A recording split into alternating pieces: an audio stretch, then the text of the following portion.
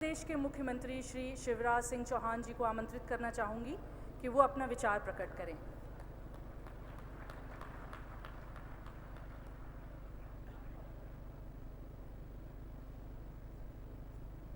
हम सबके श्रद्धेय जिन्होंने बहुराष्ट्रीय कंपनियों को भारत से लगभग बाहर खदेड़ दिया है और कृषि के क्षेत्र में मैं साक्षी हूं जो अद्भुत काम कर रहे हैं। श्रद्धेय बाबा रामदेव जी, उनका स्वागत है, उनको प्रणाम है। राष्ट्रीय स्वयंसेवक संघ के सर सहकारवा हमारे मार्गदर्शक श्रद्धेय भैया जी जोशी साहब, आदरणीय बहन जया जेटली जी, अहिंसक खेती की प्रतिपादक बहन वंदना शिवाजी, मनीष जी,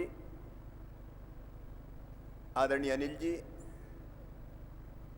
हमारे बीच में सदगुरु जग्गी वासुदेव जी भी पधारे हुए हैं, उनको मैं प्रणाम करता हूं, उनका स्वागत करता हूं। सभी संतगण, बहनों और भाइयों, मैं बड़े ध्यान से सुनने का काम कर रहा हूं। मैं जब 11 साल पहले मध्य प्रदेश का मुख्यमंत्री बना तो खेती में मध्य प्रदेश बहुत पीछे था और मेरे दिमाग में एक जिद थी, एक जुनून था, एक जज्बा था। मुझे याद है कि एक बार मैं जब शरद पवार जी कृषि मंत्री हुआ करते थे और खाद्यान्न के वितरण का काम भी उनकी तरफ था, उनके पास मुख्यमंत्री रहते हुए गया और मैंने उनसे निवेदन किया कि मध्य प्रदेश को गेहूं का ज़्यादा कोटा चाहिए, गेहूं आवंटित हमको कर दो, ज़्यादा आवंटित कर दो। तो उनका उत्तर था, प्रोक्योर तो होता नहीं है मध्य प्रदेश में, पैदावार तो होती नहीं है, जब देखो तब आ जाते हो गेहूं मांगने, इतना कहाँ से दे दो। उस दिन हमने 2 संकल्प किए। एक, अब दोबारा कभी केंद्र सरकार के पास गेहूं मांगने नहीं जाऊंगा, इतना गेहूं मध्य प्रदेश में पैदा करेंगे कि हिंदुस्तान के अन्न के भंडार हम भर देंगे और सरकार कहेगी कि अब इसको ले कहां जाएं। अब वंदना जी सही गलत अलग बात, लेकिन हमने तब तय किया।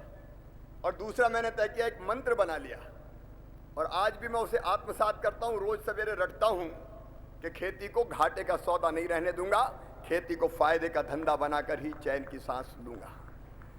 तब हमको जो राहत दिखी, गलत सही पे बहस हो सकती है, मैं इसलिए पूरी गंभीरता से सुन रहा हूं। खेती के परिदृश्य को बदलना पड़ेगा, लेकिन 7.5 लाख हेक्टेयर से बढ़ा के 7.5 लाख हेक्टेयर सिंचित जमीन थी, बढ़ा के मध्य प्रदेश में 36 लाख हेक्टेयर सिंचित जमीन की है। हम लोगों ने प्रयास किया, अनेकों, उन प्रयासों के मैं विस्तार में नहीं जाता, लेकिन आज मैं ये कह सकता हूं कि मध्य प्रदेश ने गेहूं के उत्पादन में पहले हरियाणा को पीछे छोड़ा और पंजाब को भी अब पीछे छोड़ दिया है। मध्य प्रदेश की कृषि विकास दर अगर आप देखेंगे तो हिंदुस्तान नहीं, दुनिया में सबसे ज़्यादा है, 20+ है। 4 साल से लगातार 20 के ऊपर कृषि विकास दर हम लोग हासिल करने का काम कर रहे हैं। मैं कई उपलब्धियां गिना सकता हूं, लेकिन मैं खुद इससे संतुष्ट नहीं हूं। खेती को लाभ का धंधा बनाना है। हमने कई तरह की चीज़ें की। हमने तो कोशिश की 18% ब्याज पर जो किसान को कर्जा मिलता है, 18% पे क्यों मिले, पहले 7 किया घटा के, फिर 5 किया, फिर 3 किया, फिर 1 किया। फिर दिल ने कहा, शिवराज किसान से क्या ब्याज लेना, इसका कर्जदार तो पूरा हिंदुस्तान है, बिना ब्याज के ही कर्जा दे दो। तो मध्य प्रदेश पहला राज्य बना जिसने 0% ब्याज पर किसान को कर्ज देने का काम किया। हमने ये फैसला किया कि खेती की लागत हम घटाएं कैसे, उसके अनेकों उपाय किए। समयाभाव में मैं उसके विस्तार में नहीं जाऊंगा, लेकिन एक बात और हमने की कि किसान की फसल को अगर नुकसान हो जाए तो पर्याप्त राहत की राशि देनी चाहिए। ये मध्य प्रदेश राज्य है जिसने इस बार भी सोयाबीन और गेहूं सिंचाई के कारण नुकसान हुआ। एक तरफ तो गेहूं की खेती किसानों ने शुरू की और गेहूं के बाद सोयाबीन, सोयाबीन के बाद गेहूं, फसल चक्र बदला नहीं और इसके कारण सोयाबीन पिछले साल पूरी तरह से तबाह हुआ। 3-4 साल से लगातार तबाह हो रहा है। हमने इस साल मध्य प्रदेश में अपने किसानों को 4,600 करोड़ रुपया राहत की राशि बांटी, उनके खातों में पैसा डालने का काम किया और 4,300 करोड़ रुपया फसल बीमा योजना के अलग आएंगे। अब इस पे बहस हो सकती है कि मुआवजा देके क्या किसान का कल्याण और भला हो सकता है? हम नए रास्ते खोज रहे हैं, इसलिए कृषि कुंभ विचार कुंभ में करने का फैसला हमने किया है। लेकिन एक संकल्प है कि जब तक वो नया रास्ता पूरी तरफ से सफल नहीं होगा तब तक हम मुआवजा भी बांटते रहेंगे, किसान को आत्महत्या करने पर विवश नहीं होने देंगे। हम लोगों ने कई नए प्रयोग मध्य प्रदेश में करने की कोशिश की है और आज विचार कुंभ से जो निष्कर्ष निकलेगा मैं खुद मानता हूँ, लगातार रासायनिक खाद डालते जाओ, केमिकल फर्टिलाइजर डालते जाओ, जमीन जहरीली हो गई, नदियां जहरीली हो गई, मानव शरीर जहरीला हो गया, अनेकों बीमारियों के शिकार हो गए। वंदना जी भी जो कह रही थी वो बात सच है और लागत लगातार बढ़ती रही। जब मैंने विश्लेषण किया कि पैदा तो हो रहा है खूब गेहूं, लेकिन प्रॉफिट कितना हो रहा है भाई, इसकी तरफ तो देखो, तो पता चला जितनी लागत लग गई उतने का मुनाफा, उतना भी उत्पादन नहीं हुआ।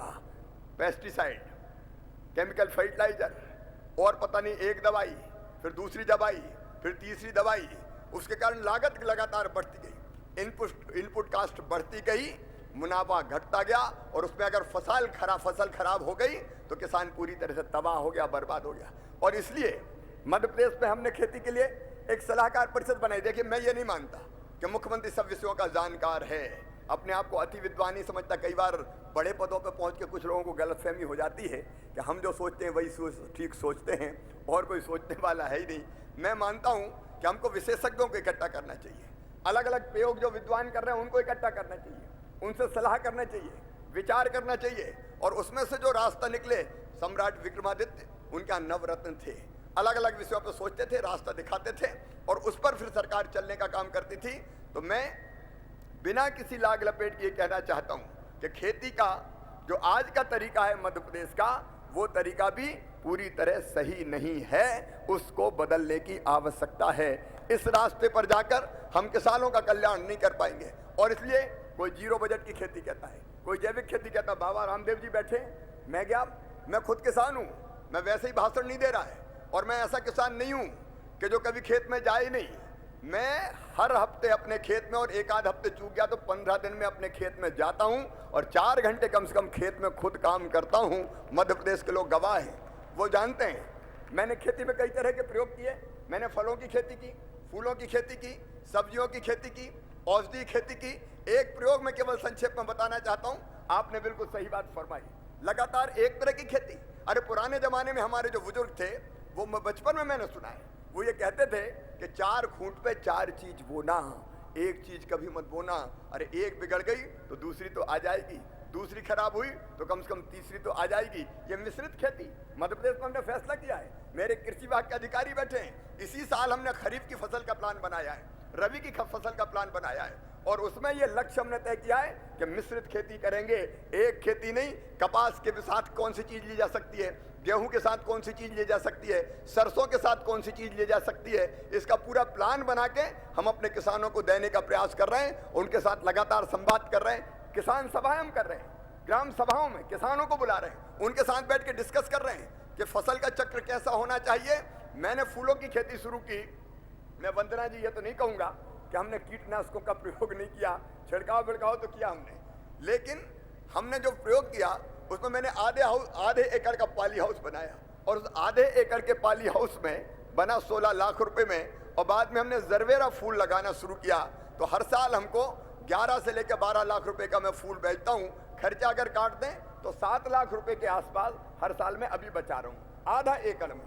शिवराज सिंह चौहान खुद उदाहरण है, आपके सामने खड़ा है। मैं अनार की खेती भी करता हूँ, मैं अदरक और हल्दी भी लगा रहा हूँ। हमने पैटर्न चेंज करके मुनाफा तो बढ़ाया, लेकिन वो सवाल अपने स्थान पर यथावत है कि जीवों की हत्या होनी चाहिए।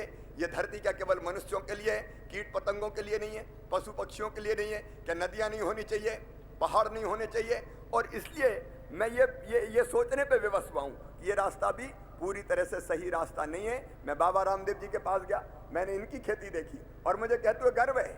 अब वो जैविक खेती उसको कहें, अब ऋषि खेती कहें, मुझे सबसे अच्छा शब्द तो ये है कि इस चक्कर में कि जीरो बजट की है कि जैविक है कि कौन सी है, सहज खेती है या प्राकृतिक खेती है, हम ऋषि खेती कह सकते हैं। ऋषि खेती में सब कुछ समाहित हो जाता है। मैंने वहाँ ऋषि खेती देखी और उसमें आपने कोई केमिकल नहीं, कोई फर्टिलाइजर नहीं, गोबर की खाद, गौशाला पास में, गाय गोमूत्र, गोबर, अगर कीटनाशक भी बनना है तो गोमूत्र, गोबर और गुड़ का मिश्रण से इतना बढ़िया कीटनाशक मिलता है। मैं अपनी अनार आपको दिखा सकता हूँ जिसमें मैं ये डालता हूँ, कीटनाशक नहीं, ये खाद डालने का काम करता हूँ। तो मैंने देखा एक बार कीट रक्षक, कीटनाशक नहीं कीट रक्षक, उसमें बाकी कीटों की भी रक्षा हो जाए और फसल भी अच्छी आ जाए तो जी पूरा हमारा मकसद पूरा हो जाए।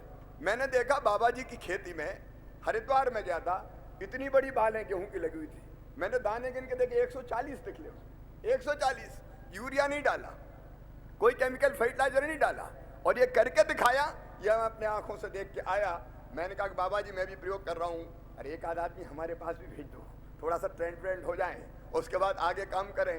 तो सचमुच में ये जो सहज खेती है, आज मुझे कहते हुए कोई संकोच नहीं है। हाँ, एक साथ नहीं होगा। मैं आज ये नहीं कह सकता कि एक दिन में मुख्यमंत्री केमिकल फर्टिलाइजर को प्रतिबंधित कर देगा, क्योंकि किसान पहले प्रयोग देखता है, और प्रयोग देखने के बाद जब वो प्रयोग सफल होता है तब उस रास्ते पर चलता है। और इसलिए मध्य प्रदेश में हम मॉडल फार्म बनाएंगे, नाम और कुछ भी दे सकते हैं, आदर्श कृषि फार्म बनाएंगे जिसमें ये प्रयोग करेंगे, और प्रयोग हम सफल करेंगे, और वो सफल प्रयोग किसान को दिखाएंगे, और फिर कहेंगे किसानों से कि इस रास्ते पर चलो किसान भाइयों, इसी रास्ते में तुम्हारा भी कल्याण है और जीव मात्र का भी कल्याण है। इस साल हमने योजना बनाई है अलग अलग आदर्श कृषि फार्म बनाने की।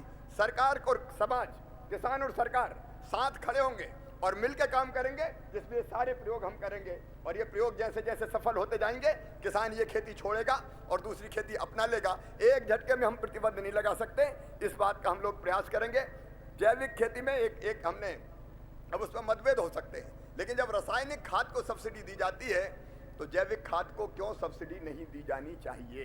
दी जानी चाहिए। एक तरफ आप 70,000 करोड़ रुपया खर्चा कर रहे हैं, तो हम लोगों ने मध्य प्रदेश में फैसला किया है कि इस बात को प्रोत्साहित करने के लिए हम किसान के साथ खड़े होंगे। छोटा किसान है, देखिए अपने आप वो बहुत प्रयोग नहीं कर सकता, प्रयोग अगर वो नहीं करे तो उसको सहारा देना पड़ेगा, सहयोग करना पड़ेगा। लेकिन खेती के साथ साथ गोमूत्र और गोबर मिले, इसके लिए चाहिए गाय।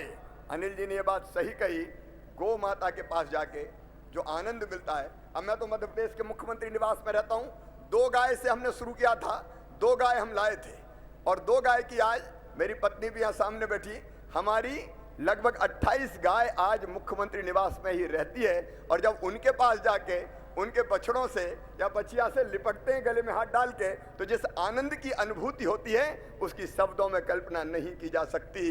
गौ माता अद्भुत है सचमुच में। इसलिए गौ संरक्षण, क्योंकि अगर हम ऋषि खेती की बात करेंगे तो गाय के बिना वो ऋषि खेती हो नहीं सकती। और इसलिए मध्य प्रदेश ये संकल्प करता है कि हम देसी नस्ल की, भारत की नस्ल की जो गाय हैं उनका संरक्षण करेंगे। हमने अभी गोपाल पुरस्कार प्रारंभ किया है, जिसमें भारतीय नस्ल की जो सबसे अच्छी गाय होती है उसको प्रदेश स्तर पर पुरस्कार देते हैं, जिले स्तर पर पुरस्कार देते हैं, ब्लॉक स्तर पर पुरस्कार देते हैं। लेकिन गौ संरक्षण का काम व्यापक पैमाने पर हम मध्य प्रदेश में करेंगे। बातें कहिए, लेकिन चूंकि स्वामी रामदेव जी यहाँ विराजमान है और श्रद्धेय भैया जी जोशी बैठे हुए हैं, उनका मार्गदर्शन हम चाहते हैं। मैं तो इतना कहना चाहता हूँ कि आज आप कहीं चले जाएं हिंदुस्तान में, खेती के मामले में नंबर 1 राज्य कौन है तो लोग कहेंगे मध्य प्रदेश है। ये मैं नहीं कहता, 4 बार कृषि कर्मण पुरस्कार चाहे यूपीए की सरकार हो चाहे एनडीए की सरकार हो, मध्य प्रदेश को दिया है। लेकिन मैं इस रास्ते से संतुष्ट नहीं हूँ। हम नई राह जो आप बनाएंगे, नई राह जो आप बताएंगे, उस राह पे हम ये सरकार चलाएंगे, किसानों के साथ मिलके खेती के क्षेत्र में काम करेंगे।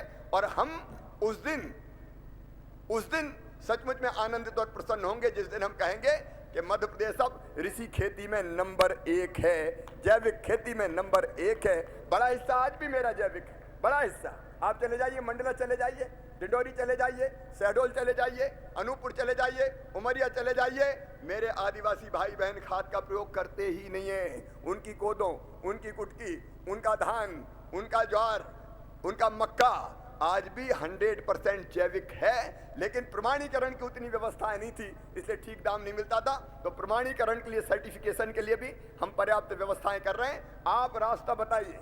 मैं तो ये कहने आया हूं, मैंने कहा कि मैं सब विषयों का विद्वान नहीं हूं, आप रास्ता बताइए, हम प्रयोग करके किसानों को दिखाएंगे सफल करके, और फिर किसान उस रास्ते पे चलेगा तो वो दिन आएगा जब हम गर्व से कह सकेंगे कि भारत में ऋषि खेती होती है, और पूरी दुनिया को उस रास्ते पर ले जाएंगे। वो बहुराष्ट्रीय कंपनियां जो अंधाधुंध मुनाफा कमा रही है, वो सारे प्रयोग केवल मुनाफों के लिए करती है, उनको भारत से तो कम से कम बाहर करेंगे ही। आप सबका मार्गदर्शन मिले और इस विचार कुंभ से ऐसा रास्ता निकलेगा, ये मेरा विश्वास है। बहुत बहुत धन्यवाद। प्रणाम, नमस्कार।